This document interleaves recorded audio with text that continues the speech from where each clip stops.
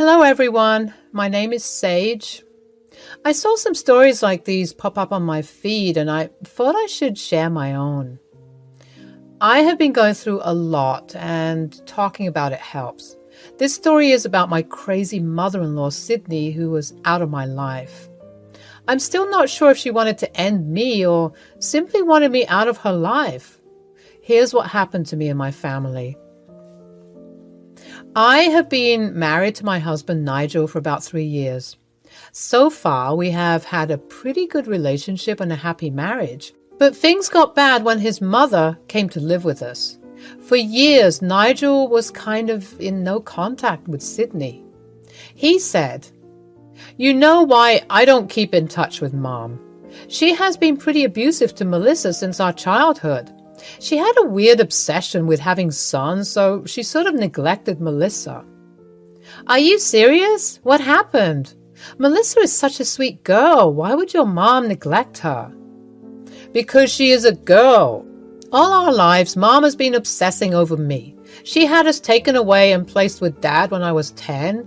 She let Melissa starve for 2 days because her mom thought she was being an attention seeker for not eating dairy.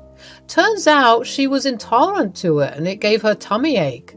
Mom refused to believe her and punished her like that." "That's horrible. Didn't she take her to a doctor? The doctor would have explained it to her." "Mom isn't like that, Sage. She cared a lot about me, but never about Melissa. She didn't want to waste her money on taking her to the doctor. At first, I couldn't understand why we couldn't see Mom. Later, I realized just how toxic and abusive she was." Yes, that's my mother-in-law for you guys. She is a truly horrible woman, and I didn't know it until she came to live with us. She had lost her job and spent all her money on pyramid schemes. So she got in touch with Nigel and begged for help. Nigel initially refused because of horrible past experiences, but his extended family pressured him into giving her a chance. So we jointly decided to give it a shot. Guys, Sydney was a nightmare to deal with. As soon as she met me, she had some horrible things to say about me. She said, "I can't believe my son married a loser like you. If I was in his life, he wouldn't have married you. I see that he made a big mistake." "What do you even mean, Sydney? Nigel loves me and I love him. How the hell did he make a mistake by marrying me? We're happy together. He caters to you too much. He should be looking out for me more than you. You are weak and useless anyway. I can see how you manipulate him all the time, and you can't pull that shit with me. I know girls like you very well." What my dear mother-in-law had been talking about was how Nigel made sure nothing we ate had any nuts in them. Yes, I'm allergic to nuts, and Sydney has been informed. Still, she thought that I was lying for attention from Nigel. It was bizarre, especially because she had no idea that Nigel himself was allergic to nuts. Living with her made me realize just why Nigel never reached out to her. She criticized my cooking all the time and even hinted that I was a lazy bum. Mind you, I worked a good job and took care of the house with Nigel. Yet Sydney always had a problem with me. She complained that I took too much of Nigel's time and money. After tolerating Sydney's insults for months, I talked with Nigel. I was starting to get very irked by her behavior. I said, "Nigel, we need to do something about your mom. She's getting on my nerves constantly. You've seen how she talks to me. This is ridiculous." "I know, Sage, but what do you want me to do? You know she's like that. I really can't do anything about it. We have to adjust. She has no money. I cannot just kick her out." "But she's crossing our boundaries constantly. She doesn't even acknowledge me when you're around. Hell, she even interrupts our private time and takes you away to vent." "Look, I can understand your problems, but she is my mom. I do want to try and have some kind of relationship with her. She's old and needs a little help. You need to adjust with her a little, at least for my sake." Nigel's words did hurt, but I also understood her perspective. Both Nigel and Melissa were trying to have a relationship with Sydney.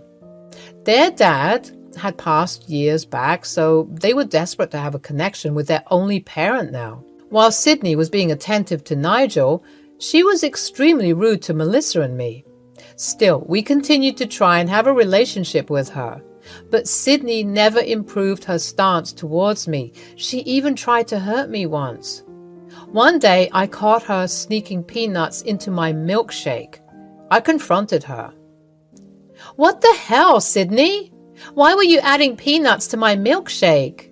Who told you to touch my food? I'm allergic to peanuts. Why would you do that?" "Oh, cut the crap, Sage. Some peanuts won't kill you. Allergies are not real. You're just using this as an excuse to get attention from Nigel. I see how he fawns over you and makes sure you don't eat peanuts." "That's because I'm freaking allergic to it. How many times do I have to tell you? You could have killed me if I hadn't caught you." "Please, Sage, don't give me the drama. You are acting like a child. Peanuts won't kill you. Your acting and attention-seeking ways can't keep my son for long, you know." She said it like I was intentionally using my medical problems to trap my husband. I knew that she wanted Nigel all to herself. I was being a problem to her. I should have gone to Nigel about this situation, but I didn't. Again, I knew he was desperate about having his mom in his life. I didn't want to spoil it, so I kept quiet. Little did I know that Sydney never planned to stop. Months passed and Sydney kept purposefully trying to bait me into fighting with her. When I did take the bait, she ran to Nigel to complain about my behavior. Nigel then would proceed to berate me.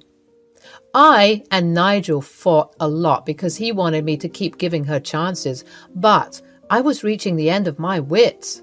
Turns out I didn't have to do anything to teach Sydney a lesson. It was Melissa's wedding in a few months that did the trick. Sydney was invited because Melissa wanted at least one parent on her side. She was trying her best to include her mom in her wedding. But Sydney had other plans for the wedding. During the reception, she was overly excited to take care of the food.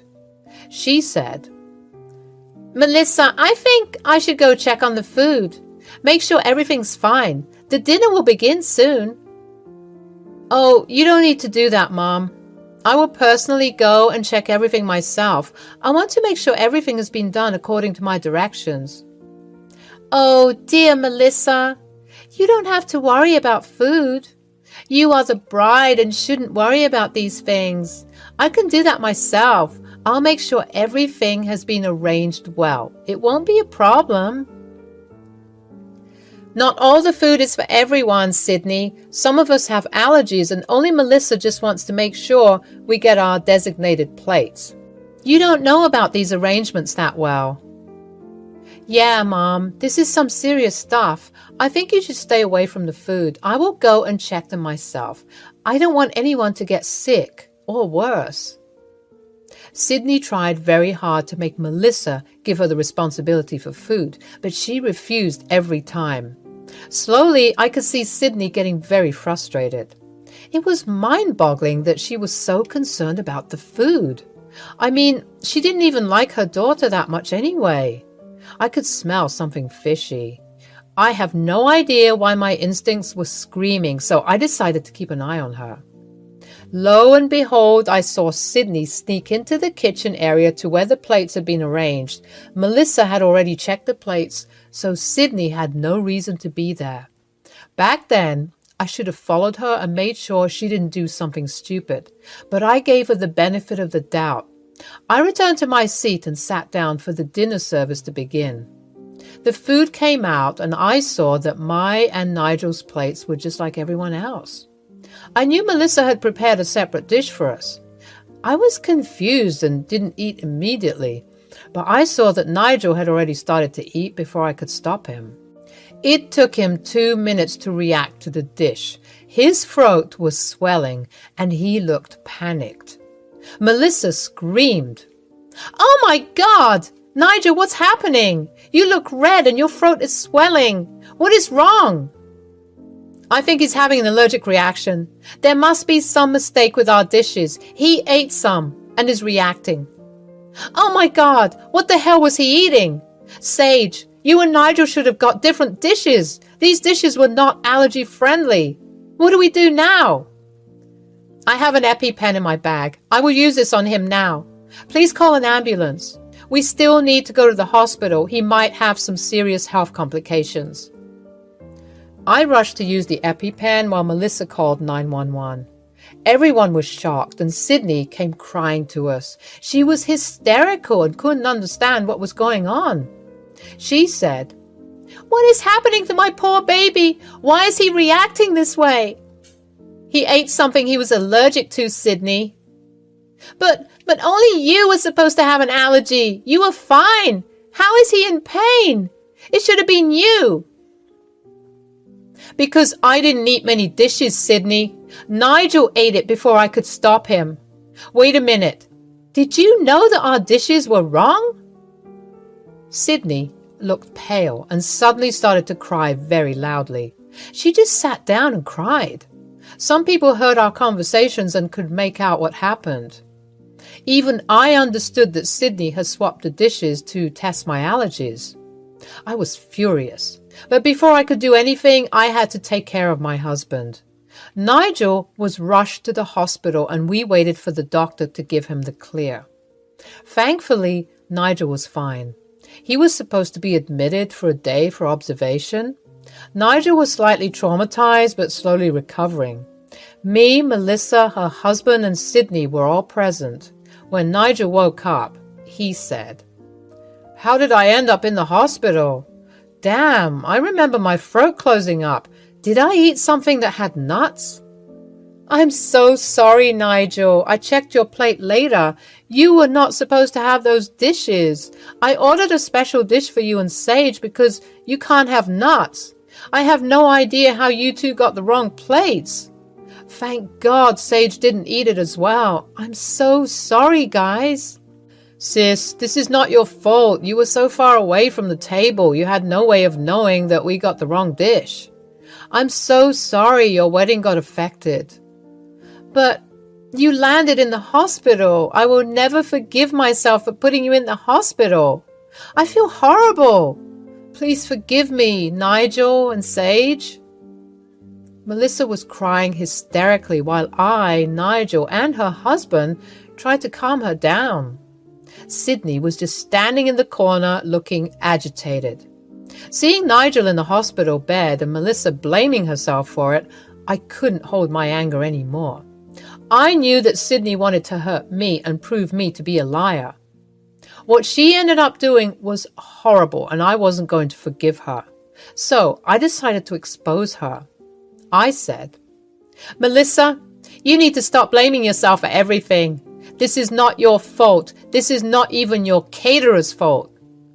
"What do you mean, Sage? Of course this is our fault. We messed up big time.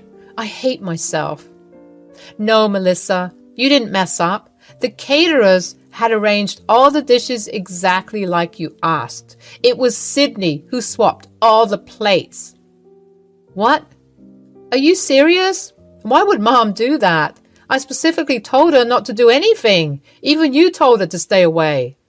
"Sage, why would Mom do this on purpose? She doesn't even know that I'm allergic to nuts. You know I developed it when I was in college."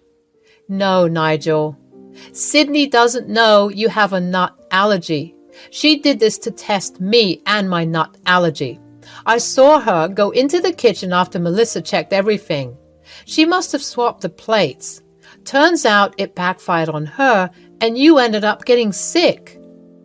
"Wait, you're telling me that Mom is responsible for destroying my wedding and putting Nigel in hospital? And all this to test your allergies? This is insane. Mom, did you do this?" "Mom, is this true? Did you swap the plates at Melissa's wedding? Why the hell would you do that?" "Those are all lies. You shouldn't believe that witch's word. Nigel, she just wants to take you away from me. She hates me because I call her out on her tricks. You shouldn't believe her." "Well, There are security cameras in the kitchen. Why don't we go and watch those tapes? I'm sure the venue authorities would cooperate. At this point, Sydney started to hyperventilate again. She begged us not to watch the tapes while still claiming that she didn't do anything. Nigel and Melissa saw right through her actions. Even Melissa's husband was pissed.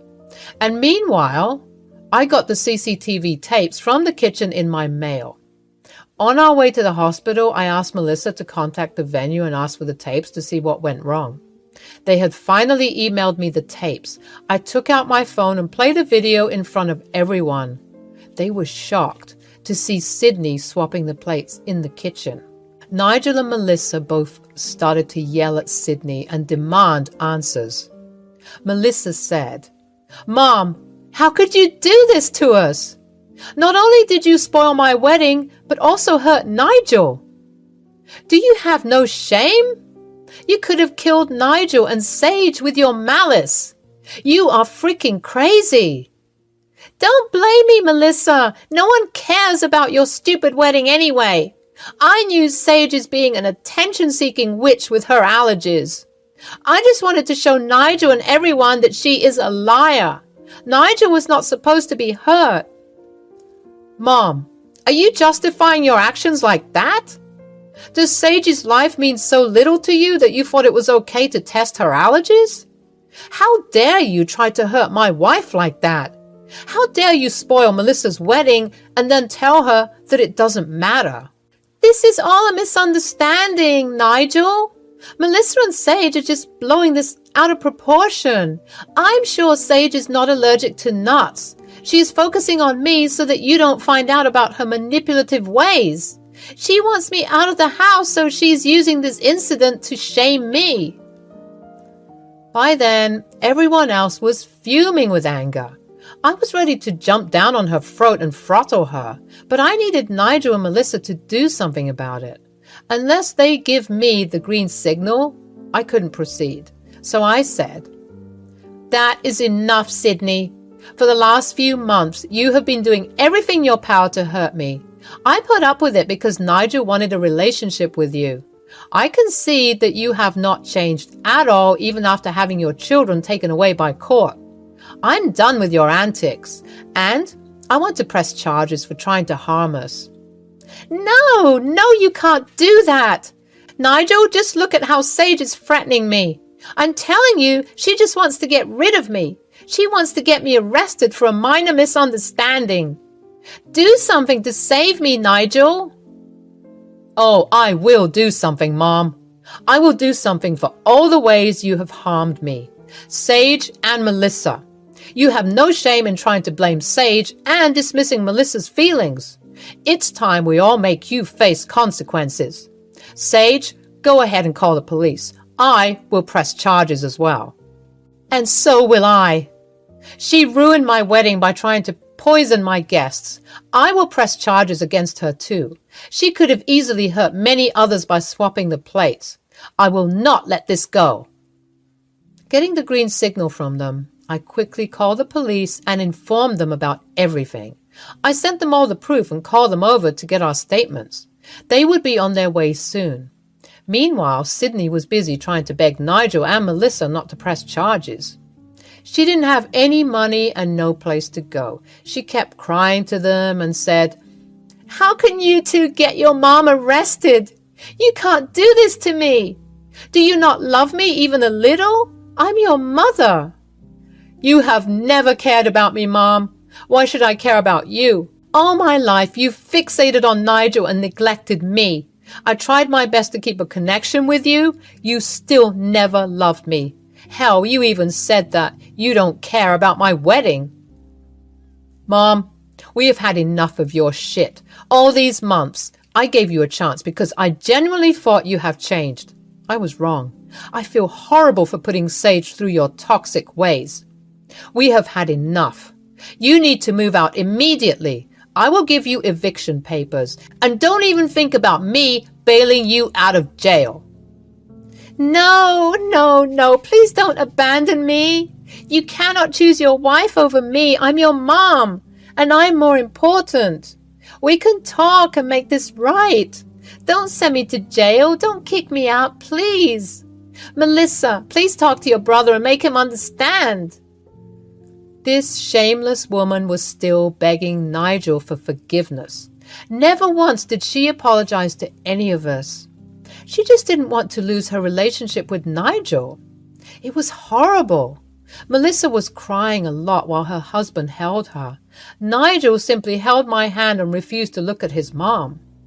I called the nurse and told her to call hospital security to keep Sydney until the police arrived. Security came and dragged her away from the room, kicking and screaming. Later, the police came and took our statements. They also arrested Sydney for endangerment and trying to poison us. After Sydney was taken away, I called up my lawyer to tell him to prepare eviction papers. Later, I stayed back at the hospital with Nigel and we encouraged Melissa to go back to her reception. She was hesitant, but we assured her that we were fine. She left with her husband and returned. I stayed back with Nigel and we talked about all our misunderstandings in the past. I have forgiven him for not taking my feelings seriously. He was in a vulnerable position and I could understand his reactions, but Nigel promised that she will never be in our lives again. True to his words, Nigel evicted Sydney, didn't bail her out, and pressed charges against her. Me, Nigel, and Melissa also took out restraining orders against her for the shit she pulled. Her case went to court and she is looking at a prison sentence. With her previous record of child neglect, we are pretty sure the judge will put her in jail. Plus, she will be paying for all our medical bills and lawyers' fees. Not sure how she'll do that, but we will see. As for us, we're currently happy being away from Sydney. All the extended family members who asked us to take in Sydney were not apologetic. Even they promised to cut contact with her and never go near her again. Melissa and Nigel had to go back to therapy because of what Sydney did. It had brought them back bad memories and they realized that they needed help again. There has been some progress and we are holding on to each other for support. I'm happy to announce that I am pregnant and we are expecting a girl. I hope you will pray for us and specifically ask God to keep Sydney away from us.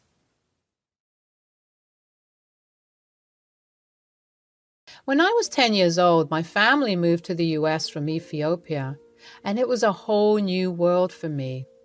I loved everything about America, the opportunities, the culture, and the people. My dad was a successful businessman, so we lived a comfortable life, which made the transition even smoother. In high school, I met Xander, the guy who would eventually become my husband. We had a bit of an on-again, off-again relationship throughout those years. But when I turned 20, we decided to fully commit to each other and get married. I was over the moon with excitement, envisioning a future filled with love and happiness. However, there was one major hurdle: Xander's mother, Olive. She was not thrilled about our wedding plans. I couldn't help but suspect that her disapproval had something to do with my Ethiopian heritage. There were instances of microaggressions, those subtle comments and actions that left me feeling uneasy and unwelcome. But Xander was different. He didn't care about his mother's opinions. He loved me for who I was, not where I came from.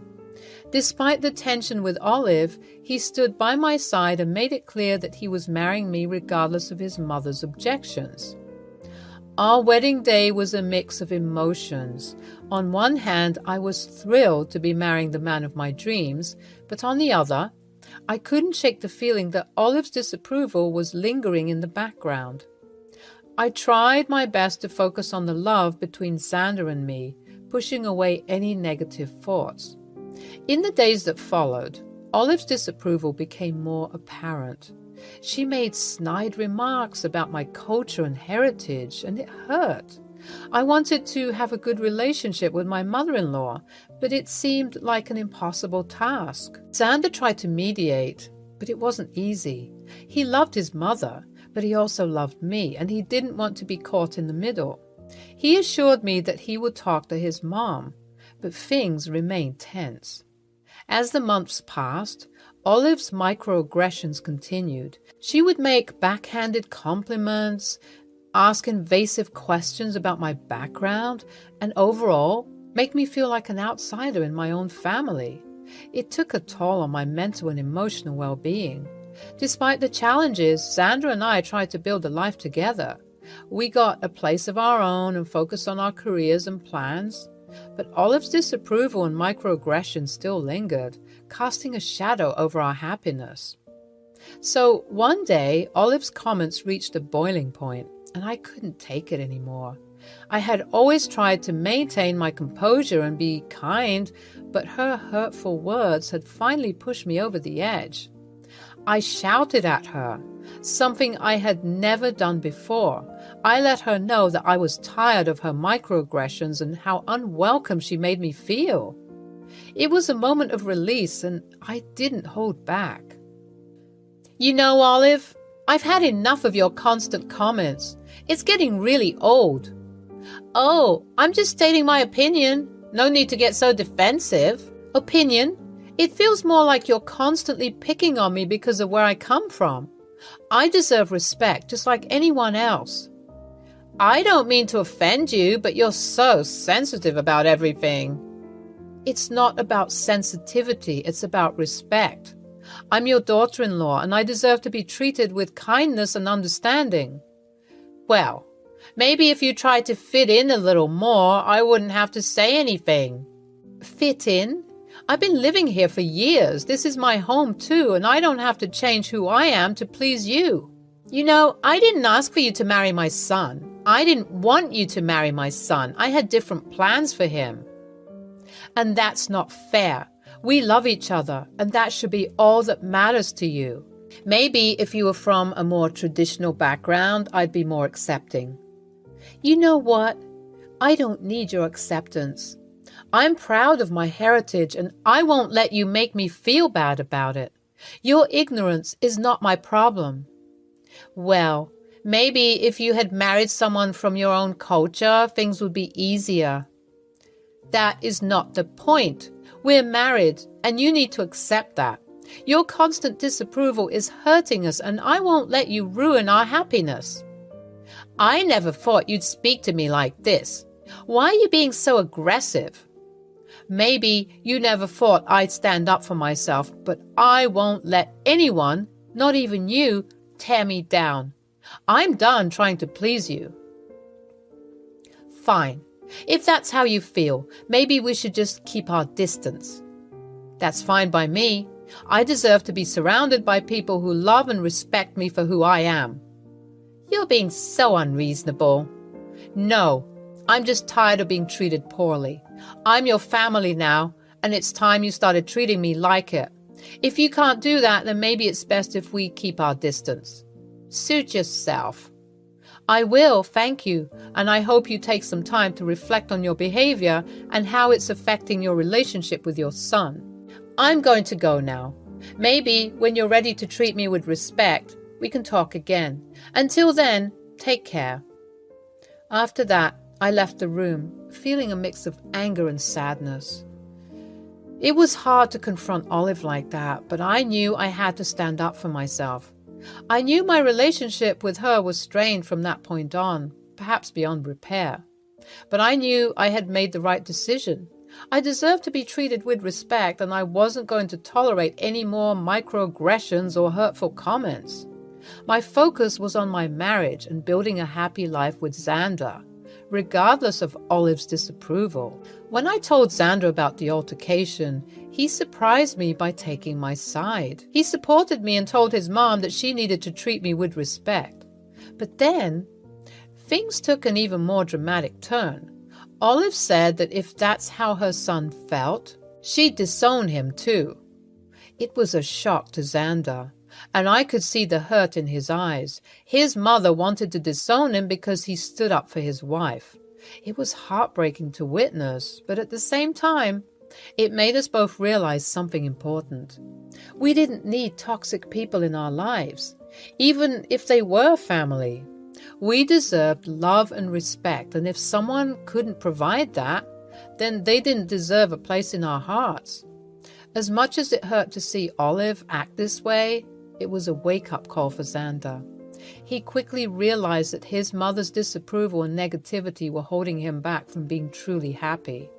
It was time for him to break free from the toxicity and create a life with me that was built on love and understanding. Months had passed since Olive cut us out of her life, and Xander was still deeply affected by his mother's decision. He missed her, despite all the hurtful things she had said and done.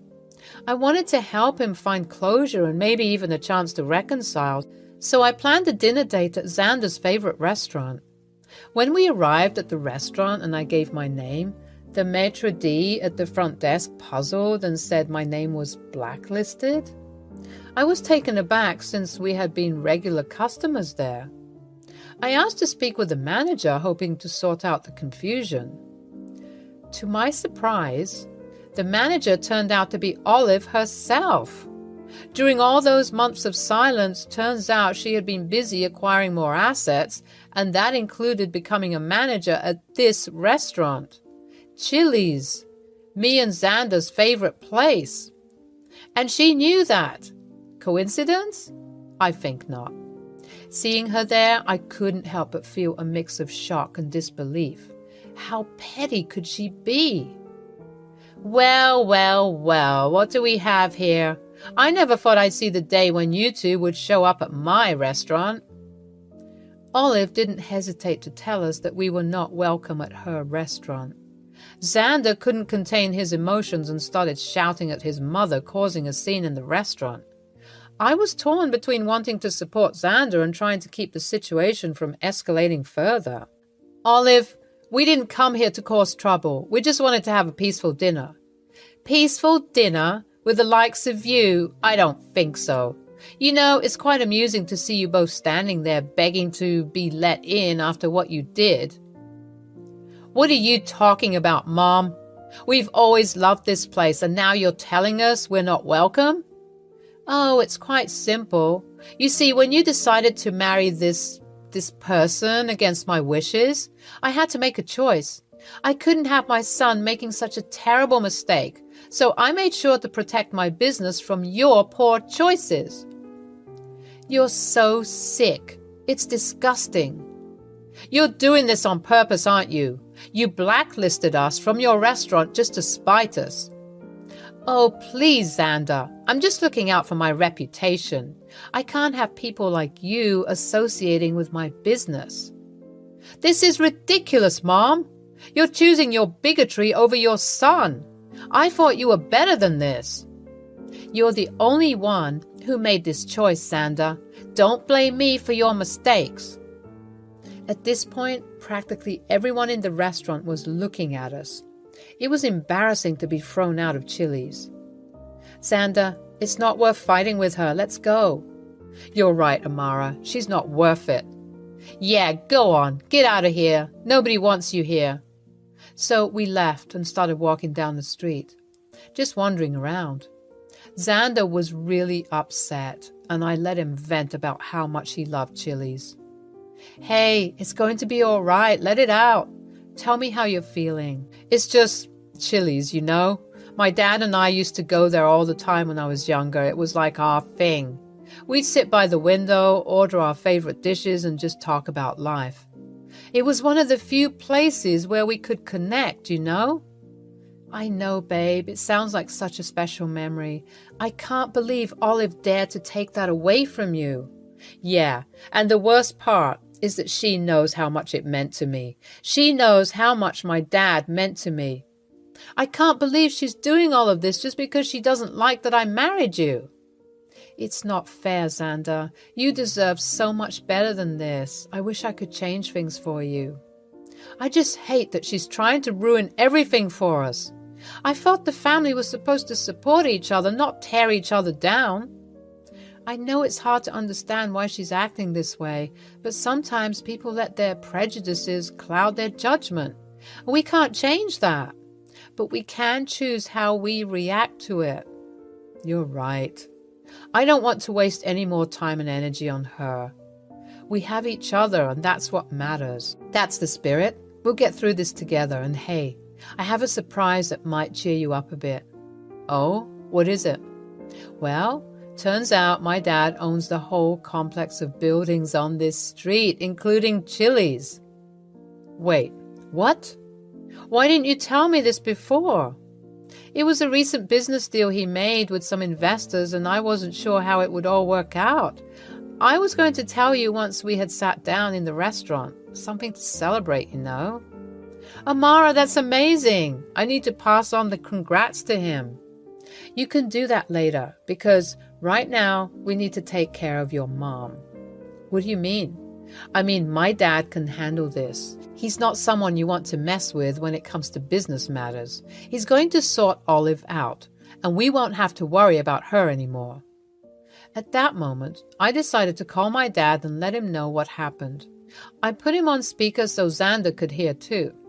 I told my dad everything about how Olive treated us at Chili's. Dad wasn't too happy to hear all of this, to say the least. I knew that lady hated you, but kicking you out of the restaurant was low. I'm so sorry I didn't see the documents sooner. You know, I only recently got the title deeds to this complex. I didn't have enough time to check out all of the managers, but now that I know about this, I have to deal with it immediately. He told me not to worry one bit because he was going to sort Olive out and give her a serious earful. He even said, "Give me 30 minutes, and I'll be on my way to personally sort this issue out." Hearing my dad say that made me feel a mix of relief and concern. I knew he could handle it, but I also was hoping things wouldn't get too messy. My dad is not someone you want to mess with, especially when it comes to business matters, and my dad was a firm believer in fairness and compassion when it came to customers. So there we were, Xander and I, waiting nervously for my dad to arrive at Chili's while we hung around the area.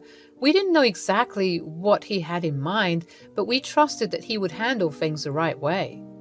Moments later, Dad arrived and we all walked in, following his confident stride, and I could already sense that something big was about to go down. He called out for Olive, loud enough for everyone in the restaurant to hear. I could feel the tension in the air as people turned to see what was happening. Olive stepped out, looking annoyed and probably thinking she could just dismiss my dad as she did with us. But Dad wasn't one to be dismissed so easily. He raised an eyebrow at her and said, "Olive, my dear, it seems you haven't been keeping up with the latest news. Did they forget to tell you about the new owner of the 3rd Blue Street complex?" Olive looked taken aback, clearly not expecting this revelation. "What are you talking about? Who is it?" Dad smiled and revealed. "Well, that would be me. I am the new owner, and I must say, I've been here for less than a week and already I'm hearing awful complaints about your management." Olive's face turned pale as she realized her mistake. I didn't know." Dad chuckled and said, "Well, maybe if you had read your emails or paid attention to what's happening around you, you would have known. But it's too late to apologize now. I was so glad to see Olive get a taste of her own medicine." Xander stepped forward and said firmly, "You had no right to treat us the way you did, especially Amara. We've always known that you've been a hateful person, but when it comes to owning an establishment, the first thing they should have taught you is that no one is discriminated against due to personal matters as a manager. You blatantly disregarded that, and I don't think you're the right fit for this place." "Hakeem, wait. I'm sorry, I didn't know." "Even if you didn't know that he owned the place, you should have put your bigotry aside and served as rightful customers." "Please, let's talk about this in the back." "No need. I'm sure these lovely people would like to know that the racist bigot who was managing Chili's is no longer part of the staff." Everyone began murmuring louder than they already were. Olive looked so embarrassed, and Xander and I were amused with ourselves, getting our justice after being abused for so long by her awful words. My dad kicked her out, threatening to get security to drag her out if she didn't want to cooperate. She was so ashamed she looked like she was about to cry, so she began her walk of shame outside. With Olive walking out, the atmosphere in the restaurant quickly changed. People started clapping and cheering as she walked out in shame, and I couldn't help but feel a sense of relief and satisfaction. Xandra and I rushed over to my dad and hugged him tightly, thanking him for stepping in and helping us out. "You're the best, Dad." Dad chuckled and patted both of us on the back. "It was my pleasure, my dear. I couldn't stand seeing you two go through all that stress because of her." He then went to the kitchen to find out who was the next in command to appoint them as the acting manager, considering the drama that just happened. He returned to us and explained that he had some important work-related matters to attend to, as well as the task of formally dismissing Olive and handling the paperwork for the new acting manager. "Okay, my work here is done for now. You two enjoy your meal. On the house." As we sat down at a table, I felt a mix of emotions. I was still processing everything that had happened, and I couldn't believe how quickly things had escalated. But I was also incredibly grateful to have my dad by our side, supporting us through it all.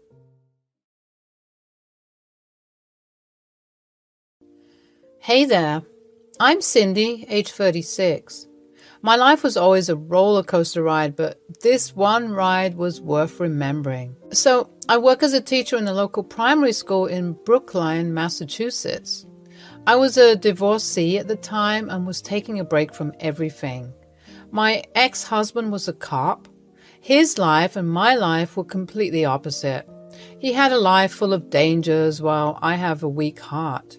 I prefer red solace over risky adventures. He was a grumpy person, serious, had anger issues, and sometimes a tad bit misogynistic. I remember him having opinions about my work life and how I was neglecting the household, how he should be the one bringing bread to the table and not me. When we divorced, he was very angry. He said that I was a weakling and that I couldn't stand criticisms and the truth. I found that really hard to believe that whatever he said could be deemed honest and correct. After that, my life went back to the usual pace. Went to school every day, taught kids, came home, made dinner. It was becoming a little monotonous. It is not that I didn't have friends, but I needed some constant companionship. I understand how problematic this can be, even sought therapy to keep it at bay. The lonely heart wouldn't shut up, so when I met Lenny at a local bookshop, my heart fluttered like that of a corny 17-year-old. He was the store owner. He was well fit and very handsome. His hair was a blend of wavy and straight with a little gray area at the sides. I was going in there every Saturday to buy some new books. I am an avid reader, and having Lenny as my crush was a definite plus. He was a sweet guy. He would quietly sit at the corner reading his daily news, and I would sit at one of the solo chairs and try out the books from the fictional section. It was like this every weekend, and I would make it a habit to look for him every time I entered the shop. He also had a son. His name was Kane. He would come to take the place of his father every now and then. He was an energetic kid, made big gestures when people who knew him came to his shop. Kane was always a bit up and going, opposite to what Lenny was. There was a cafe right next to the bookshop. Usually after work, I would enjoy a nice cup of coffee with my favorite book in hand. I would sometimes see Lenny come and sit at the little table next to the window. There were times when we locked eyes and he would smile sweetly. The smile used to make my heart flutter. I would smile back. "Hey, so are you from around here?" "Well, I live a few blocks away from here. I'm a primary teacher. And you are the bookshop owner?" "You noticed, right? You are a regular customer in our little store." "There are always plenty of people coming in, but you are very distinguishable from all of them." Ah, yes, I love books a lot, and this is the only bookstore that keeps the collection of books that I like. So I try to make some time to stop by. Yes, we are a bit old-schooled, and many people love to come here because they get some old collections that are not sold anymore. Oh, am I so rude? My name's Lenny. And I'm Cindy. He came from his table to mine, and we started a jolly conversation. He is funny and a free-spirited person. He spoke about his childhood, politics, education. We were having a gala time when suddenly Kane, his son, came inside the cafe with a package. At first, he didn't notice me, but when he did, he seemed a bit annoyed. Here, Dad. Uncle sent you the thing that you wanted, the set of drivers. We can fix those rotten doors now. Who's this? Let me introduce you to Cindy. She is our regular. We were just chatting up. Well, you do remember that we have a family dinner tonight, right? Of course. How could I forget that? It'll be around 8. Yes. And please be on time. I felt like it was natural for someone to feel protective about their parents. I wasn't blessed with children, which was more or less God's will. I feel like the divorce would have affected my children a lot, and a father like that wouldn't have been a good example. That night, I called my parents and spoke to them. They live in Florida, and sometimes in situations like these, I miss them. I remember excitedly telling them about how I found Lenny and how much of a good guy he is. My mother was always a supportive woman. She kept asking me if now it was the right time for me to find a trusty companion. I was being very hesitant about it. I knew if I became impulsive here, this would probably be a horrible decision. The next day, I remember going to the bookshop a bit earlier than usual. I couldn't help but notice how decked up I was. Maybe I did it unconsciously, maybe for Lenny. My heart skipped just thinking about it. How can I help you? Oh, I was just here to return some of the books I borrowed. Is Lenny here? Father isn't here. Do you need anything else? Oh, I just wanted to drop by and say hi. So here are the books. Thank you. Are these all? Yes, that's all. If you ever see your father, can you please tell him that... No, I'm sorry. I cannot do that. My father is going through a rough patch and he doesn't need any of these. I don't know what your intentions are, but I would prefer if you didn't meddle into our family affairs. I just felt nice talking to him, that's all. I'm sorry. Please do visit again. I felt thoroughly embarrassed. I know I probably looked very desperate and I should stop. This is true. I am meddling in family matters and this would cause much trouble. It was late at night when I received a missed call on my phone. I don't pick up unknown numbers, but I felt something about this one. The call went on voicemail, and instantly I recognized that voice. It was Lenny. But how did he have my number? I didn't share any of my details with him. Well, I didn't think much of it, and I fell asleep. The next day, I got another call from the same number. I excused myself from the class and called back. Hi, am I speaking to Cindy? Lenny, right. Yes, I am. How did you get my number? It's funny how we stop thinking about our age and do things as if we were still in high school or something. I got your number from the record list. When we first took your name, we asked for your number, remember? Oh, I see. Oh, I'm so sorry. I can keep the call if you want. I know this was very inappropriate. We take numbers so that we can remind the readers whenever a new stock has arrived, and we are very protective about the numbers. But I wanted to contact you. I'm happy that you called. I went to the shop the other day looking for you, and your son told me you weren't there. My son hasn't mentioned me anything, so it explains he doesn't want to. I understand. It is not a good thing for them to see their father move on with a stranger. They know nothing about me. They just enjoy seeing me sulk around in the shop and not meet anyone. They're just children. They wouldn't understand any of this. So, are you going through a rough patch, your wife? She was never a good mother. She left after I had my second child. She told me on my face that motherhood wasn't a fit for her and gaslighted me, saying that I manipulated her into all this. She left long back. I'm so sorry. Does she... The doorbell rang. Oh dear, I have to go. I don't have much time left before the next class. Can I speak to you later? Hey, before you go, I just want to tell if you will be able to make it for a small dinner at my place. My son won't mind. I'll talk to him. I will let you know, all right? I was invited for a small dinner and I was nervous. I didn't know what they would feel in my presence. But I felt like I was doing nothing wrong. He invited me. He wanted me to come, but his son would not approve of it, I know. But all I can do is try. The dinner could have gone worse, to be honest, but somehow Lenny did his best to manage. We were talking and laughing about our childhood. He even cooked us some steak and mashed potatoes with some red wine to wash it all down. He was such a sweetheart. It made me feel bad for all the things he was going through. His wife, Michelle, and he were married, young, and they were these badass bikers swerving through the lanes and traveling through the country. They were those delinquent sweethearts people read in books about. They got married in some local church as they eloped.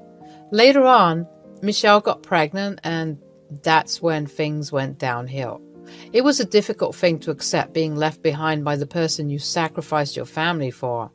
I reached out to hold his hand when Cain stormed into the room looking furious. Dad, again, how many times have I told you not to bring random strangers at home? And what is this? It's her. Cain, dear, I was just talking to your father. We're just having dinner, please. You keep quiet. You're trying to mooch off my father behind my back. Enough, Cain. How dare you? You have crossed your line. Can you please not let your father have a bit of peace? And what are you on about, multiple people? I had friends and their wives come over.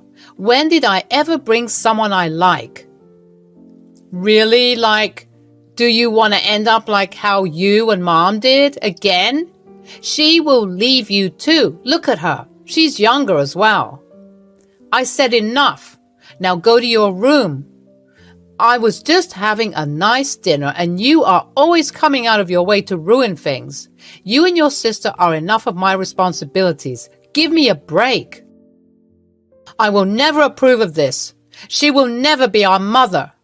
After Cain stormed upstairs, we both sat there silently contemplating what just happened. I was shaking from inside when Lenny reached out and held my hand. He was looking sad and humiliated. I kept blaming myself inside my head. I knew what we did was not seen fairly by most of the children these days. I held his hand tightly and sat quietly. I didn't know what else to say. I'm sorry for what you had to witness. He can be stubborn sometimes, but he will come around, don't worry. I don't want to convince them to trust.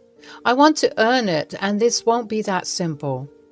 We are heartbroken people seeking companionship. That concept is lost in children these days.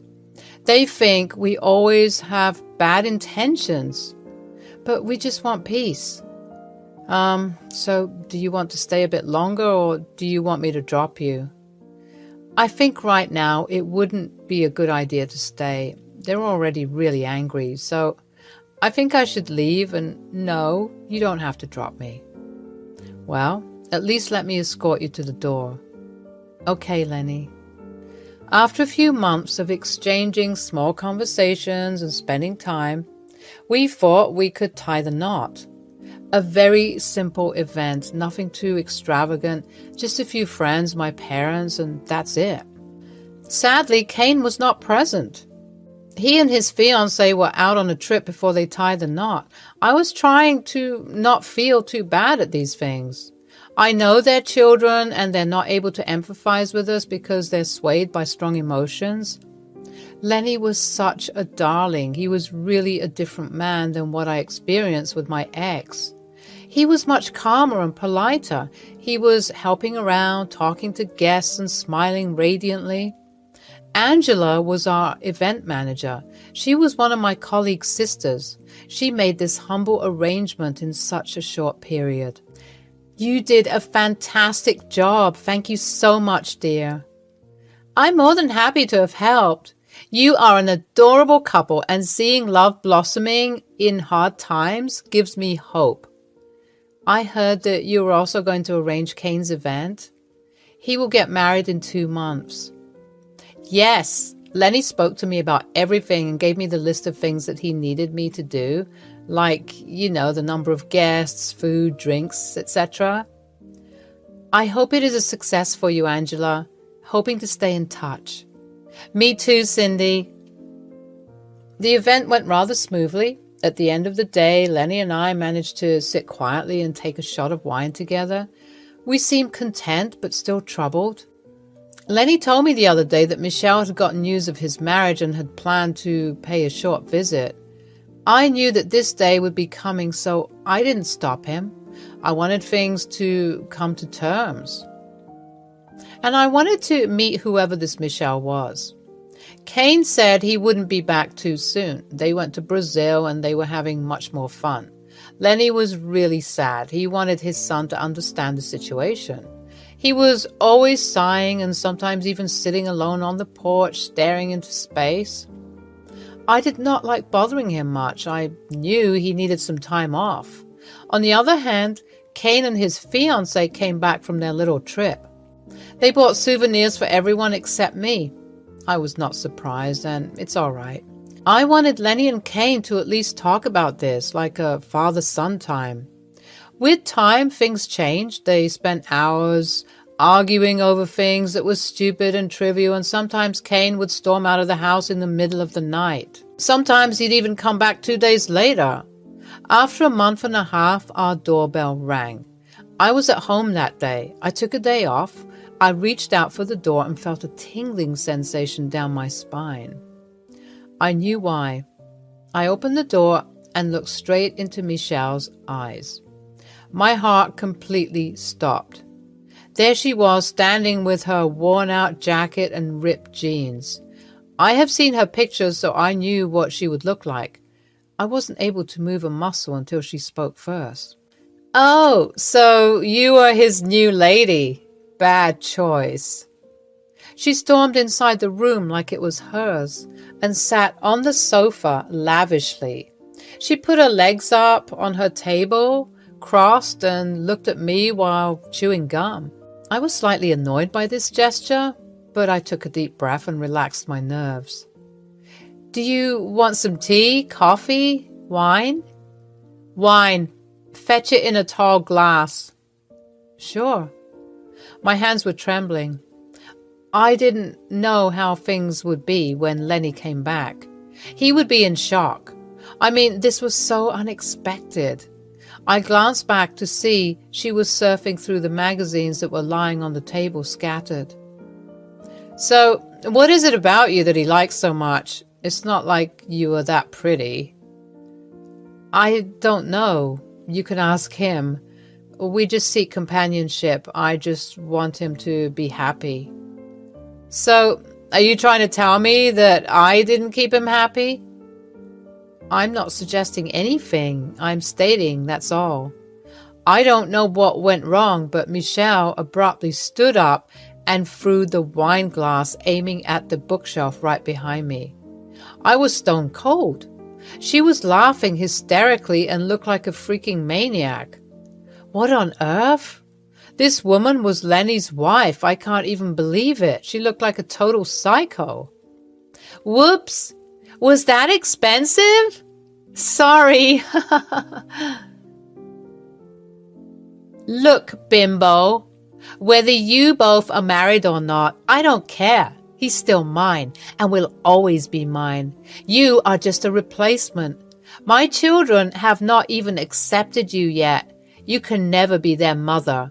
I have their birthright. Before I could say anything, she left the house with a loud Bang. Wow, quite a character. Lenny was too soft for her. He deserved better. I promised myself I would protect Lenny at all costs. When Lenny came back home, I was too stunned to speak. I thought it wouldn't be the right time. At dinner, we all sat down together. Kane began to grumble. My mom doesn't want Cindy to be at my wedding, Dad. And please, I don't want any trouble during my wedding.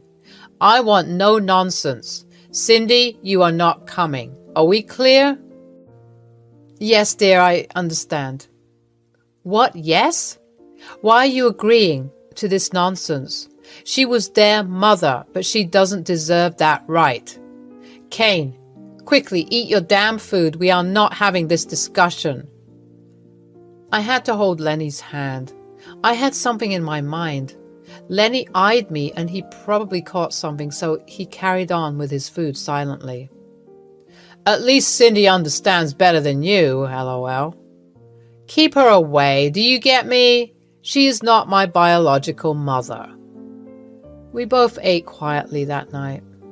That night, I made a call to Angela. I told her that I would love to meet her tomorrow. She gave me a time around the afternoon. I wanted harmless revenge for all the scenes Michelle did to me the other day. And maybe to Kane as well for being so stubborn. So, how can I help you? Can you please do me a favor? I know it's stupid, but I want it. Yes. So, are the invitations already sent and the date fixed? All is done, just the catering is left. I have to call them again. I kind of want you to change the date of the wedding. Like, all the guests, Kane, his fiancée, and his biological mother should be unaware of this. I want them to think that the wedding is taking place on the right date, but it actually won't happen. Postpone it to 1 week.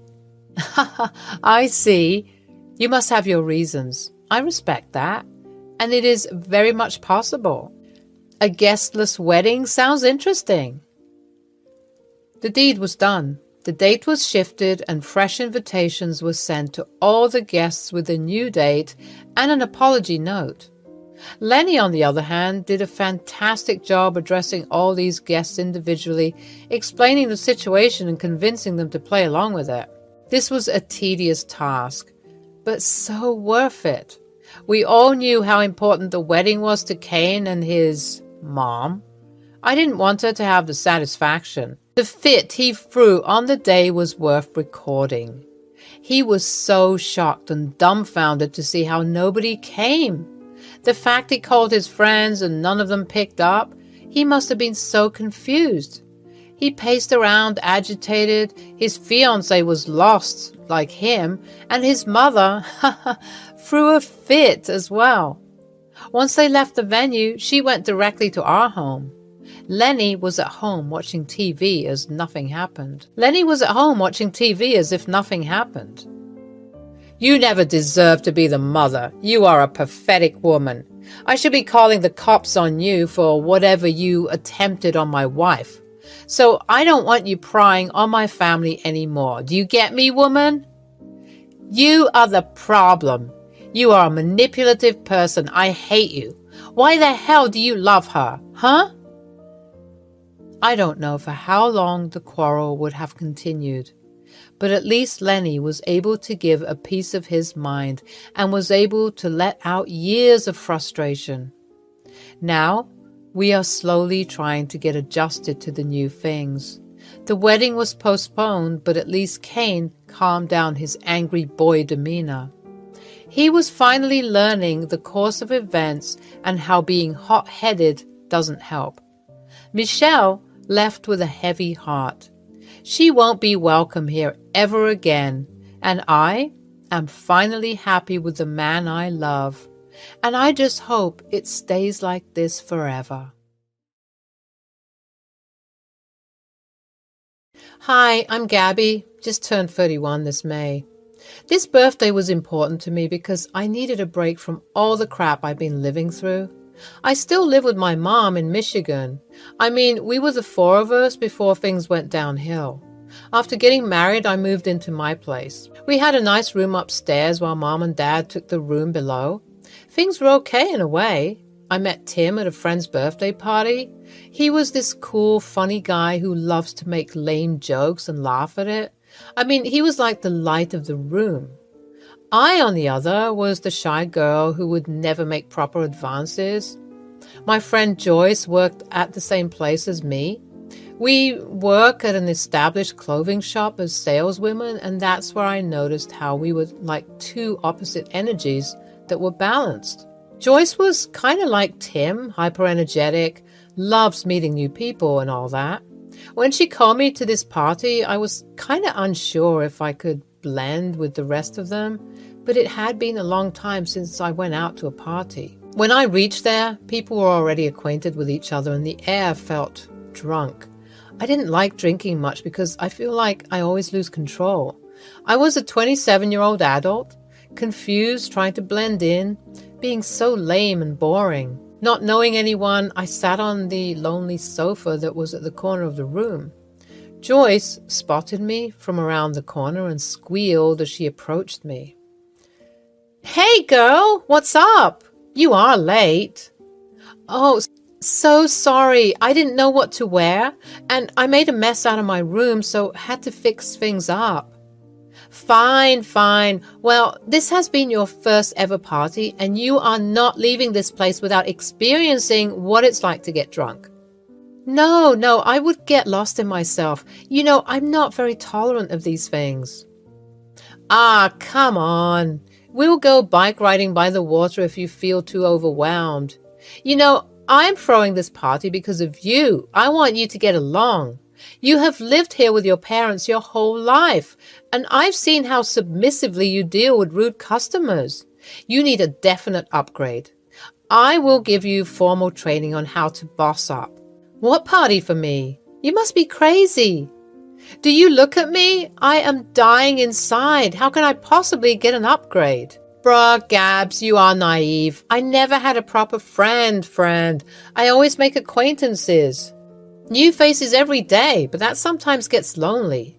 When you first joined the job, I thought you were nerdy and it kind of made me smile. Not gonna lie. I think the day when I saw you deal with those rude-ass people, I realized that this girl needs definite help. And yeah, maybe I'm not the most trusty sword, but you can still wield me when you're in danger." "Haha, thanks. This was considerate of you. I think I will be able to manage, but it's getting really hot here. I'll go out and get some fresh air." "Absolutely, but not before you get a couple of drinks, hee. The night was buzzing for me, and I never thought I would be making social interactions with people. But I guess when you're under the influence of alcohol, your personality is deemed to change. I stumbled across the room through people trying to seek the exit. It was beautiful, breezy summer weather. I took a ditzy stroll around the house. The backyard seemed empty and there was a swing. I thought the booze was getting up in my head and getting me a bit nauseous, so I went and dropped myself on the swing. I was staring at space, thinking about my parents. My mom was a shy introvert, unlike my dad. I think I got this personality type from her. She's very soft-spoken, keeps to herself, and loves the company of solemnity. My dad was loud and talking, always preferring company other than my mom. He loves going out for solo trips, sometimes coming back 2 to 3 weeks later. He would bring small souvenirs, but that never made sense to my mom. My mom preferred small accessories like hair clips and bracelets. My father got her stationaries. I was like, why? He was very casual about everything and felt like not everything in life should have an emotional value. Sometimes I wonder how they got together with such contrasting personalities. I felt drowsy and I could feel my eyes getting heavy, drifting into unconsciousness, when a sudden sprinkle of water on my face got me up. I jolted upright, turning to face a guy who was twice as drunk as I am. He was tall, well-built, and had dark brown hair. I was a bit wary of him, so I moved away. He was smiling and giggling, but didn't make any wrong moves. Rather, he sat on the wooden stool, tilting his head to one side as he gazed at me. "You are—" "I'm a duck." "Oh, right, sure." I felt like he was going to fool around because he's under the influence of God knows how many shots. I turned away to go when he suddenly uttered my name. "What? Wait, how do you know me?" "You are Joyce's new protege, huh? Kinda cute." Excuse me? I don't exactly know you." "Of course you don't know me. I'm Timmy, but you can call me Tim. Shorter and simple." "Great meeting you. Well, you already know me, so I don't need the point why I should say anything further. But I can assure you I am not Joyce's protege. I'm her friend." Tim closed his eyes and giggled.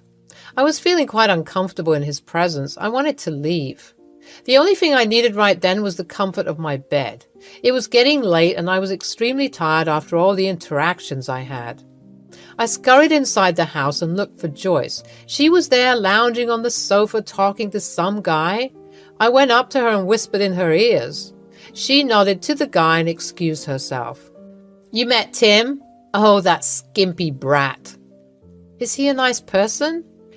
"Well, he is very misunderstood amongst people, but I can assure you he doesn't have antisocial behavior." "Well, okay, I'd better go. I need sleep, and we have work tomorrow, remember?" Yeah, I'll be on time if that's what you're worried about. Do you want me to book a cab or ride my bicycle?" "No, you're too drunk for this, and I was planning to walk, so it's all right. I'll take the shorter route." After bidding our farewell, I tipsily made my way to the right-hand side of the street and went along the narrow pavement. It was around 8:30 p.m. and the streets were getting quieter. I mean, it would have been a waste of money if I took a cab, especially when my place was just a few blocks away. But I was wearing a short dress and the streets were getting quieter. I couldn't help but get a tad bit nervous. My hands were getting cold. My breathing became sharp. I fastened my pace a bit. Suddenly, I could feel a grip on my arm, and out of fright, I screamed and flung the bag right in the direction of the alarming presence. A loud thud and a man's pained voice echoed through the silent air. I turned around to see. It was Tim. "Damn, woman, you can pack a punch. The nifty handbag you have got right there. What do you carry?" Why are you following me? What's with you?" "I wanted to escort you, that's all. It was late, and when I saw you go out, I was kind of worried, so I had to follow you. I didn't know how to call you from the back, so Well, you could have just called me from the back instead of coming and grabbing me." "Well, clouded judgments. I'm so sorry. I should not have scared you like that. At least it would have spared me the nice hit." "I'm so sorry. I hope you're okay." "I am." "I'm quite a strong man, but not gonna lie, that blow was something else."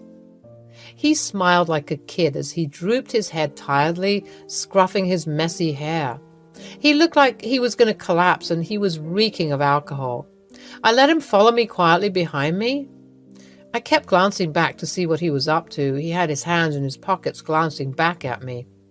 I felt so flustered. I had a few friends back when I was in Ohio, but once I shifted to Michigan, things changed.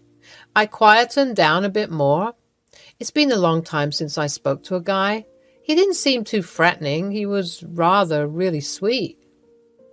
Fast forward to when we started dating.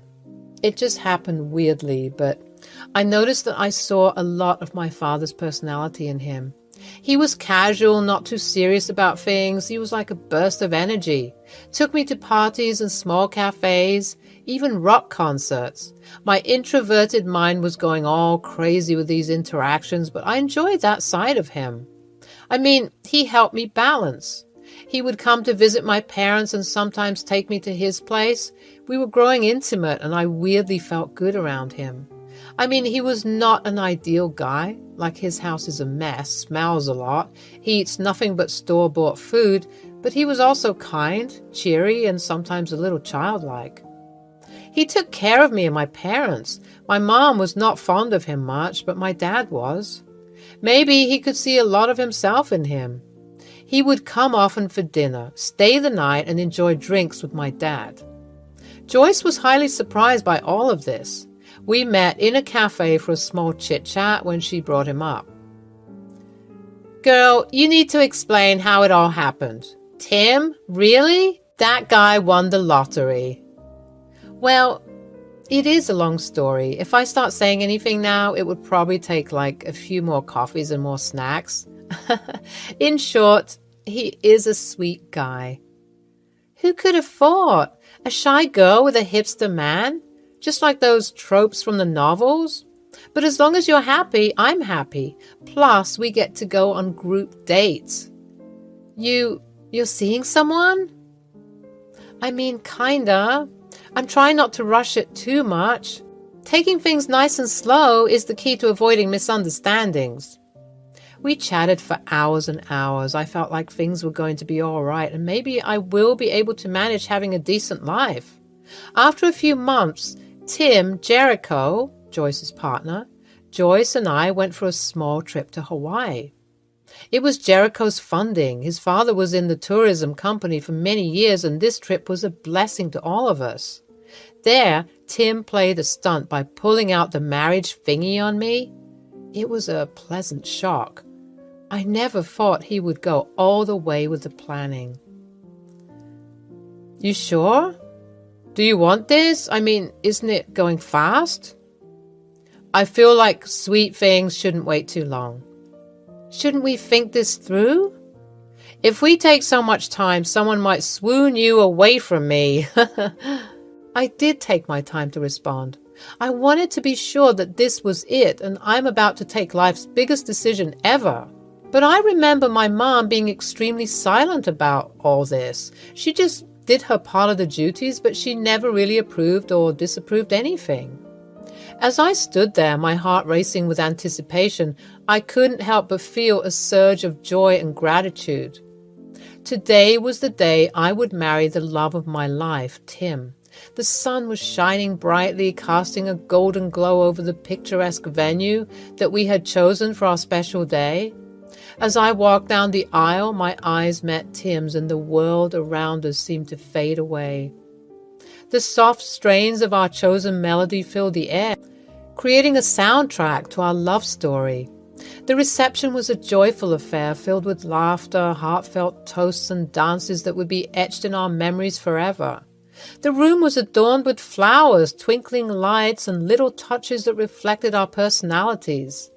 It was a true reflection of our love and the journey that brought us to this very moment. Oh, how horribly cringe I'm feeling describing that event, but my naive self would have truly written that as a romance writer. Finally, a useful wit for my daughter. This brave young man did the best of all things, i.e. being my son-in-law.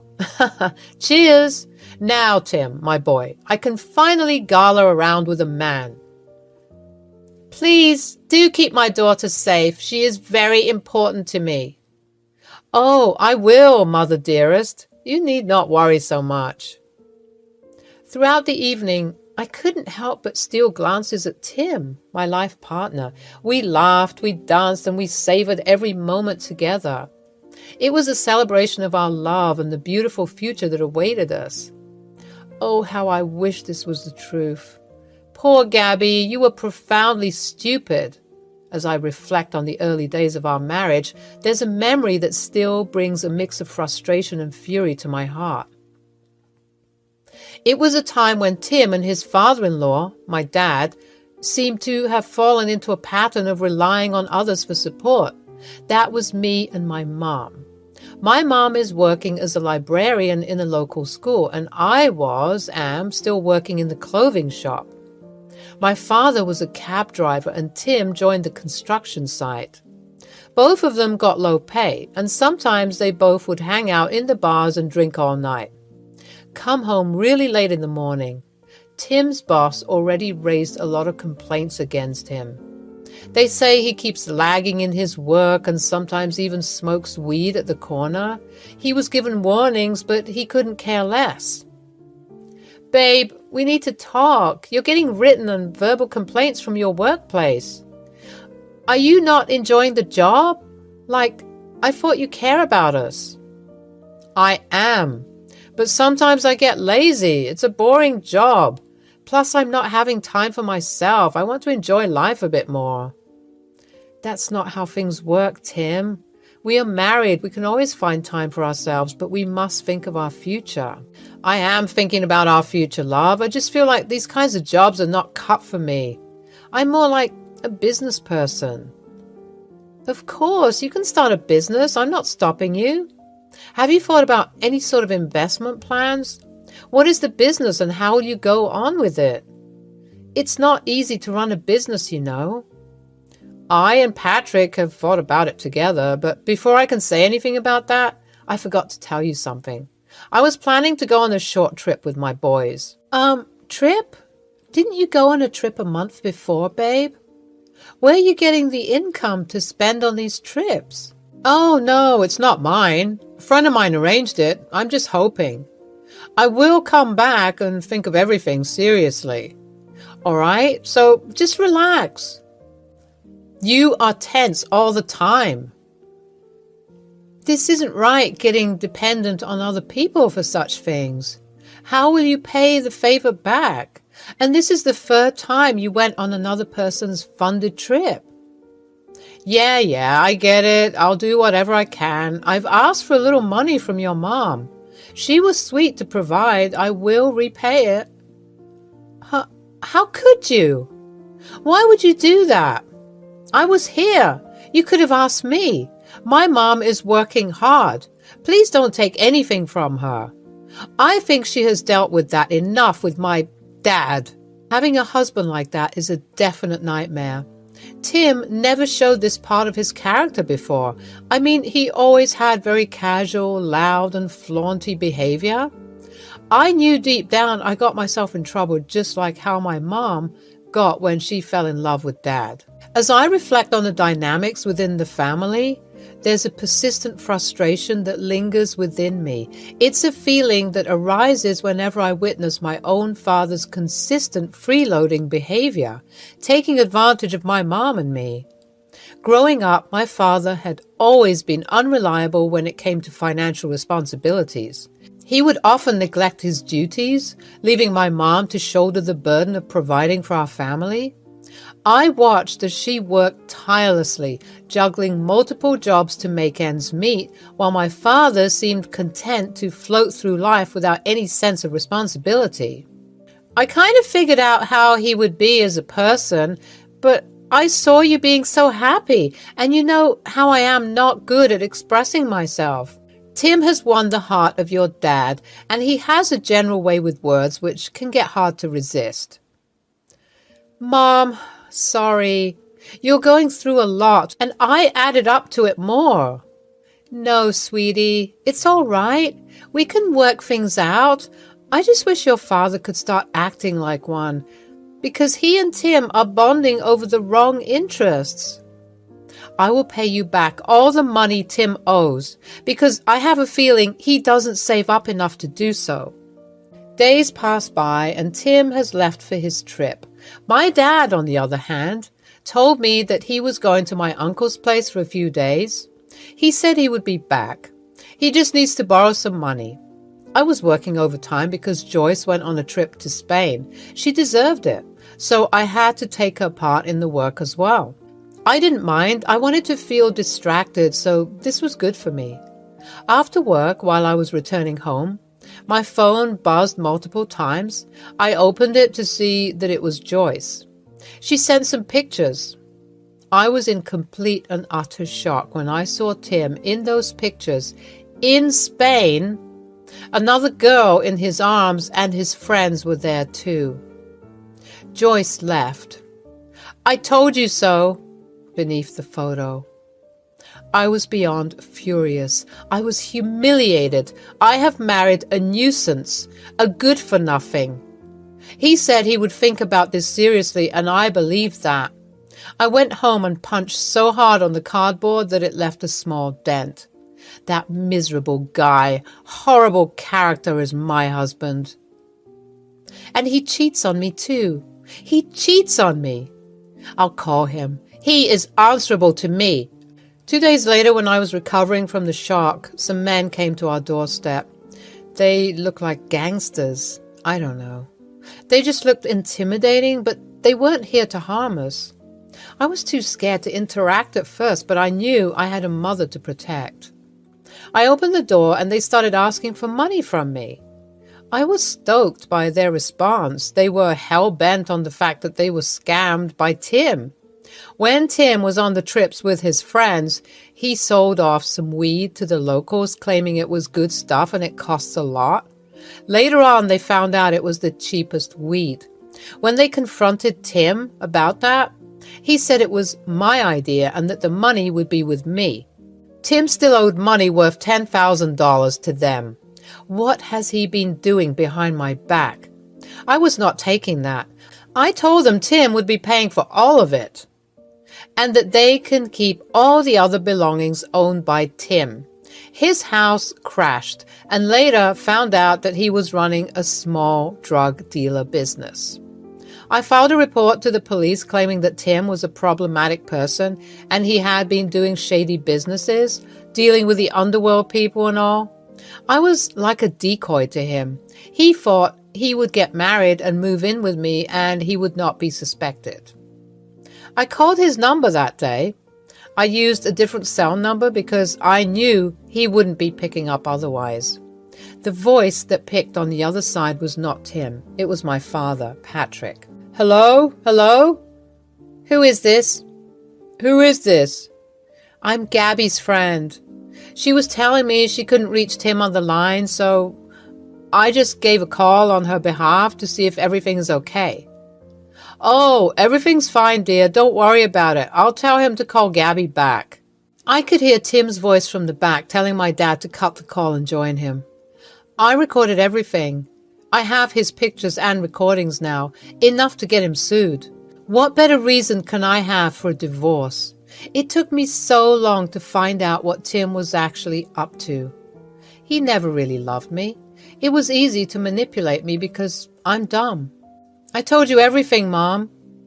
She was heartbroken, but not too shocked. She told me it was time she and I left the house and settled elsewhere. She had an old flat for rental somewhere in the west of Michigan. She said she can't afford to buy it now, but at least we can be relieved from this mess. The police reported as saying that he would be imprisoned once he comes back. And boy, what a pleasant surprise they probably had when they returned to an empty house with 2 unpaid bills and 2 divorce papers on the table.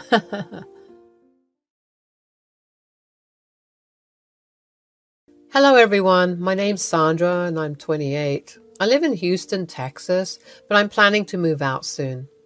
I was in a terrible marriage for 1.5 years, but I managed to come out of it thanks to my father and the police.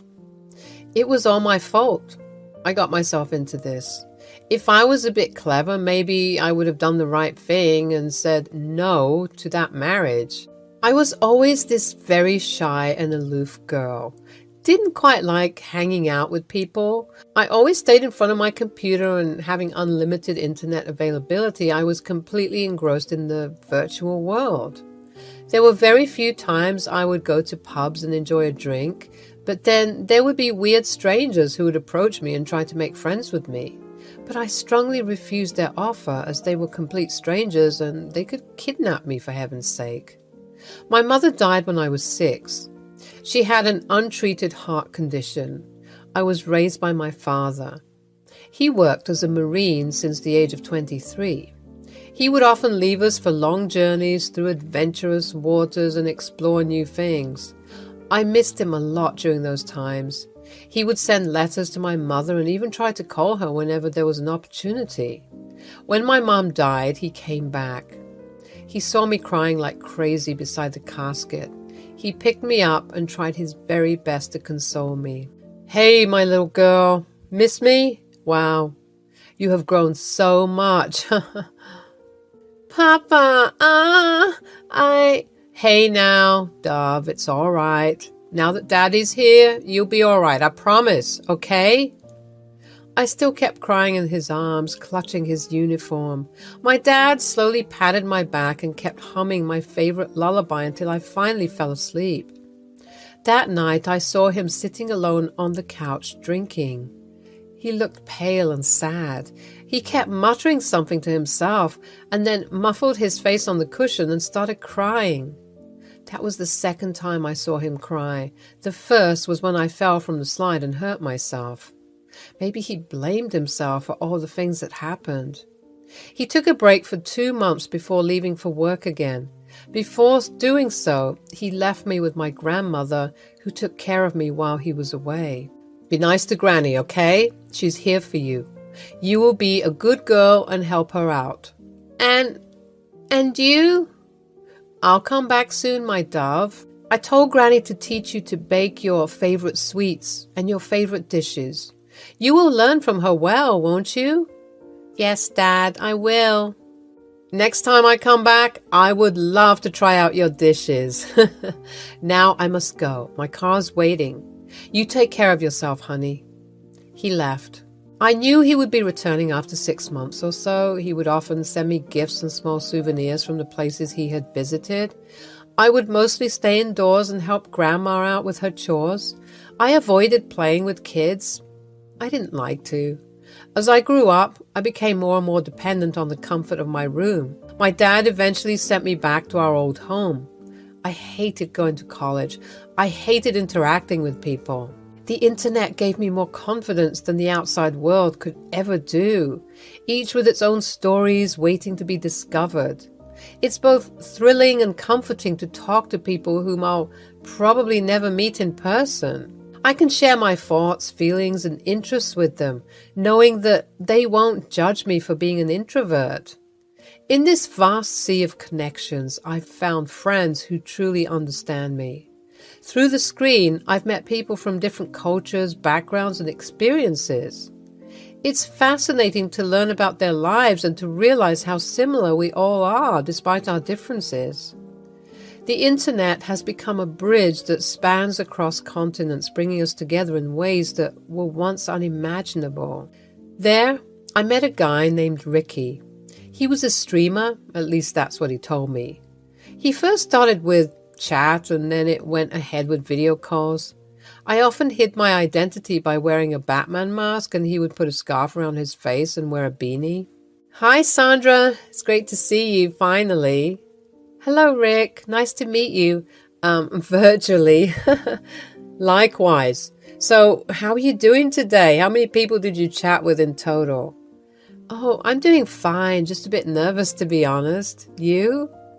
That's completely normal, but trust me, I don't bite. I'm as awkward as you are. After all, it's our first proper conversation. So, Rick, tell me more about you. How did you end up on this online platform? Well, I love meeting new people and exploring different perspectives. I tend to stay at home more often than I should, and this online community seemed like a perfect opportunity to do just that. How about you? Well, I'm a typical introvert, so I find it a bit challenging to socialize in traditional settings. Online platforms provide a sense of comfort and allow me to open up a bit more. I completely understand. Virtual connections can be surprisingly meaningful. I'm glad we crossed paths. We chatted for a while, finding common interests and sharing stories about their lives. I began to feel more at ease as the conversation flowed naturally. You know, I never expected to feel this comfortable talking to someone online. Thank you for making it easy. It really helps. The feeling's mutual, Sandra. You're a great conversationalist, and I'm glad we connected. If you ever want to chat again, just let me know. I'm mostly online playing Mario. Oh, forgot to ask, do you game? I'd love that, Rick. By the way, no, I mostly blog and scroll through Reddit. There are some awesome kinds of stuff you can find there. I feel like I get to learn from other people's stories than from real-life examples. Haha, true. I feel like our own lives can be such a bummer sometimes. It's fascinating to get to know others. Like, look at me. I trust my online friends more than the ones who exist in my life. The best thing about virtual stuff is that you don't have to feel obliged to keep in contact. You can take it or leave it, your choice. As the conversation continued, Ricky and I built a genuine connection despite being virtual strangers. Our shared understanding and open-mindedness create a sense of friendship that transcends the screen. I'm not sure where this journey will lead me, but one thing is certain, my online experiences have shaped who I am. As I continue to navigate through life, I know that the lessons I've learned from my digital haven will always be a part of me. My father, on the other hand, is a very careful person, and if he finds out I'm making friends who I haven't even seen, he would get super pissed. The last time he came to me, he sat me down and ended up lecturing me during dinner. How are your studies, Dove? Dad, I've graduated. Well, you wouldn't know. You didn't come. Oh, Sandra, bad, I was extremely busy, and I was sorry then and sorry now. I even emailed you saying I would be there for your birthday. Tomorrow is my pumpkin's birthday. Stop calling me names. I'm no longer 6, Well, to me, you will always be my little dove. Anyways, what have you planned for the future? Are you thinking of working? I don't know. What do you mean, I don't know? What are your friends doing currently?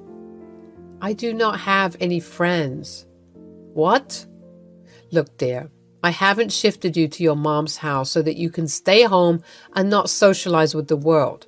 There are so many things you're missing out on. So many people you won't be able to meet if you don't step out, honey. That's the problem, Dad. I don't know how to. But I'll try. I do make friends, but they are online. Online? Sandra, that's the worst platform to make friends. Oh, Jesus. Okay, well, fine. How about we go out today? A little bit of shopping, just you and me. I haven't been out at all recently. I don't know if I can or... Absolutely you can, Sandra. You have to try. This is not a healthy way of living. I understand ever since Marissa died, you have become... Why are you bringing Mom into this? What are you trying to suggest? I am not suggesting anything, honey. I'm just saying that there are ways to move on from grievances. As much as we both love your mom, we must learn to move on. I don't know why, but I got very angry. I slammed the table and stood up. I didn't even want to finish my food. I took my plates towards the sink. Sandra, do not give your father that attitude, please. I was trying to help you. Why don't you understand? You don't know anything about me, so don't even try to. I was so angry. I went online to find Rick. In the beginning, Ricky seemed like a nice person, understanding and willing to listen. I appreciated having someone to talk to, especially about the frustration that had been building up within me. Being an introvert, I always found comfort and solace in the familiarity of my home and the company of my computer screen. While others ventured out into the world, I preferred the safety of my virtual haven where I could be myself without the pressure of face-to-face interactions. My father had been pushing me more often lately ever since I told him that I spend most of my life online. I knew this would happen. He wouldn't understand. He believed that staying confined within the walls of my room would hinder my growth and personal development. He wanted me to experience life outside my comfort zone, and that thought terrified me. I would vent my frustrations to Ricky, hoping he would understand my predicament. Hey, Sandra, do you want to meet up? We both are introverts, so we can meet up someplace that is quiet with not many people. I know a place like that. I don't know. I feel like it's really sudden. I need time to think. I just wanted to tell you whatever was going on. All right, no worries. I can wait.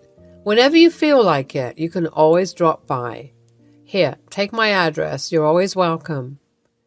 Why are you being so nice to me? I'm a stranger, am I not? Because I like you. Like me? Are you serious? Yes. I know it sounds strange from my mouth, but I want to get to know you. And if you ever feel the same, you know where to meet me. It was a big deal for me stepping outside the world. My heart pounded with both excitement and nerves as I stood outside Rick's home, finally ready to meet the person I had been talking to online for the past month. He surprisingly lived very close to me, like a 20-minute drive or so. I took a deep breath, gathering my courage before knocking on the weathered wooden door. It creaked open, revealing Rick with a warm smile that instantly eased my apprehension. He was quite a charming young man. His home might not have been what one would call complimenting at first glance, but there was something endearing about it. It exuded a sense of authenticity and the lived-in charm that made it feel welcoming. As I stepped inside, I couldn't help but notice the small details that revealed a lot about Ricky's character. The bookshelves filled with well-loved classics, the stack of board games, his computer setup, etc. Welcome, welcome to my humble abode. Your gracious presence was much needed, my fair master. Some game language I probably won't understand, but thank you. This is quite a cozy place. Do you live alone? Nope, my fair princess. I live with my mom. She lives downstairs. I have the top floor all to myself. Come, I'll show you around. We spent the day talking, laughing, and discovering even more about each other. Meeting in person added depth to our connection, and I felt a newfound appreciation for the person behind the screen. Rick was just as kind and genuine as I had imagined, and his quirky sense of humor only made me like him more. As the sun dipped below the horizon, Rick suggested we take a stroll outside, and I agreed without hesitation. As we wandered along the nearby park, the conversation flowed effortlessly, and my initial nervousness transformed into a feeling of comfort and ease. Being with him in person felt like an extension of our online chats, but with an added layer of intimacy that only face-to-face interactions could bring. Wait, are you telling me you didn't celebrate your birthday? Yeah, I didn't feel like it. Plus, my dad was really mean. I didn't know how to face him after the argument we had. Oh, I'm so sorry that it happened.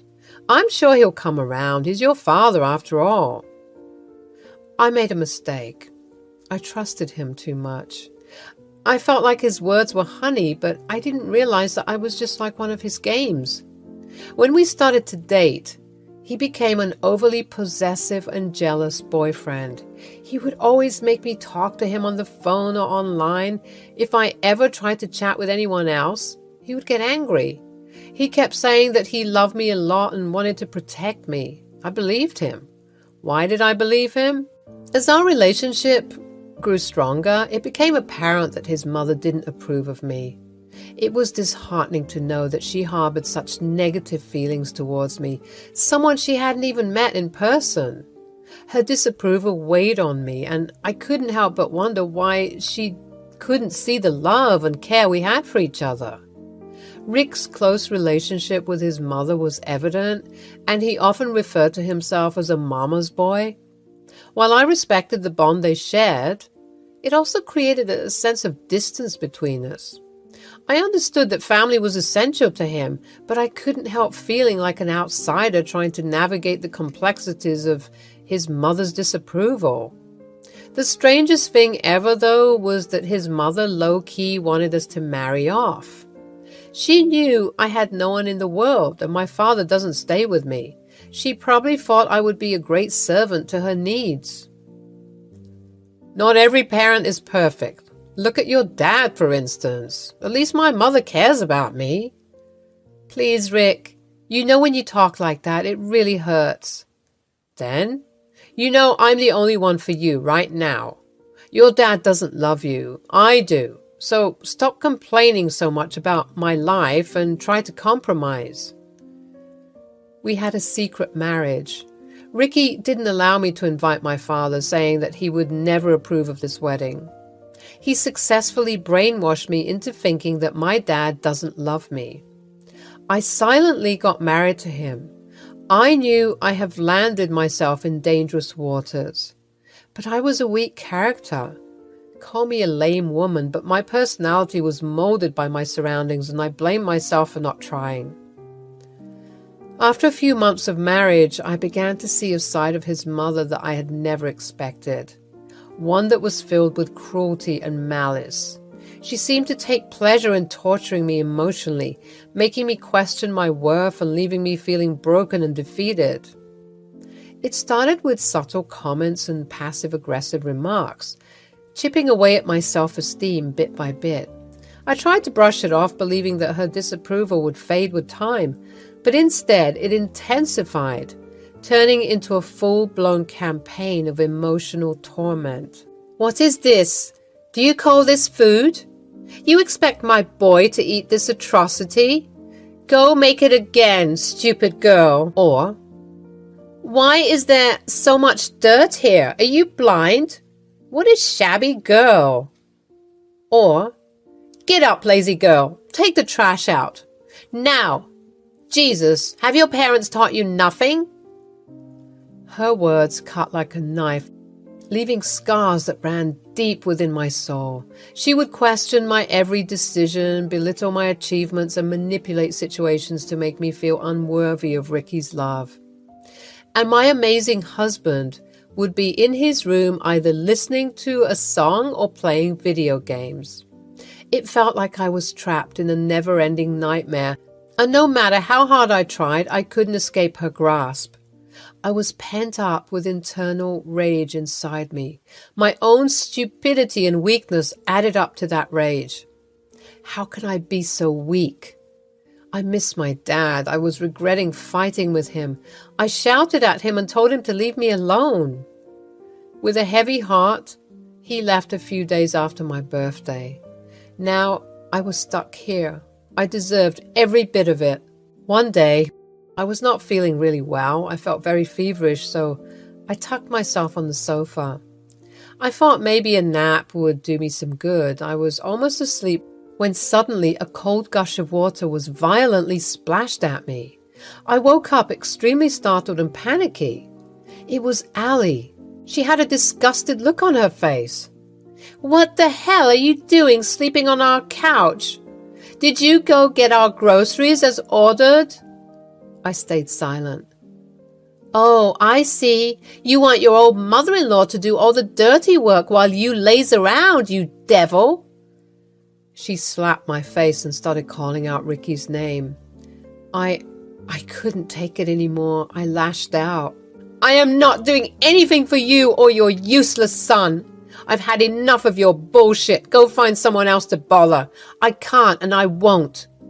I didn't get a single respect from this family, and I don't care anymore." I was about to leave when something blunt fell on the back of my head. I blacked out. When I woke up, I saw myself in a semi-dark room. There was a small bulb lit at the center of the room. My head was hurting. I tried to get up on my feet, but I wobbled and fell down again. It was hurting everywhere. Where was I? I could hear muffled sounds from somewhere. It grew louder as it approached me. I tried to crawl toward the sound and found a metal door with a small window. I took its support to get up on my feet. It latched open and I saw Ricky grinning at me. "Oh, is my wife scared of the dark?" "What is this, Ricky? Please, get me out of here. This is not funny." "Shut up. This is exactly what you get for raising your voice at my mother. Now, I will make sure you never see the day ever again." Please, Ricky. I'm sorry. I'll do anything. I promise I won't complain. Please let me out. I beg you." "Not so soon, Buttercup. If you behave, I might think of releasing you.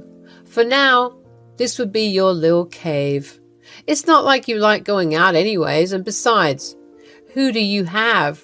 Your mom is dead. Your dad doesn't love you. You're nothing but a forgotten soul. My house gave you a chance to start over, but you wasted it." "I'll make up for it. I really didn't mean to, Ricky. Please let me out. I don't like being in the dark." "Oh, Daddy's little girl, aren't you? How about you scream his name? He would magically appear somehow and rescue his little princess. Ha ha ha ha." He shut the window and went away. As I sat in the cold, dark basement, fear and anger coursed through my veins. How did things escalate to this point? All I had done was refuse to follow my mother-in-law's unreasonable orders, and now I was paying the price for standing up for myself. As I reached my pockets, I felt my phone. It was broken and shattered. I lost all hope. But wait, there was a faint blinking of the screen. I could still call my dad. The screen was really faded, but I knew my dad's number by heart. With trembling hands, tears streaming down my face, I dialed his number. My voice shook as I told him what had happened, hoping against hope that he could somehow save me from this nightmare. 2 days later, when I was half dead and despair threatened to consume me entirely, I heard a car pull up outside the house. My heart pounded in my chest as I strained to hear the sound of the footsteps coming down the stairs. When the door swung open, revealing my father standing tall and unwavering, a mix of relief and disbelief washed over me. I couldn't believe he had dropped everything and rushed to my aid. He brought a few cops along with him. Rick and Allie were immediately arrested. They were trying their best to lie, but were in vain. "You have no idea what you both have waiting at court, you psychopaths. What have you done to my little girl?" "Sir, we are truly sorry. We meant no harm. I was thinking of releasing her today, I swear." "And who are you to decide the punishment for my daughter? You look like something out of a sewer, pathetic little scumbag." "Okay, come on, Sandra. Let's go." As my dad escorted me out of that dark basement, I felt a newfound sense of courage and determination. The ordeal was far from easy, but it had shown me that I could face challenges head-on with the unwavering support of my Marine dad by my side. From that day forward, I vowed to stand up for myself and never let anyone take away my voice. I just hope Ricky and his mom rot in jail. I'm planning to move to New Orleans with my dad. Texas was not safe for me anymore. And yeah, I will make sure not to ever rely on online strangers anymore. Lesson learned.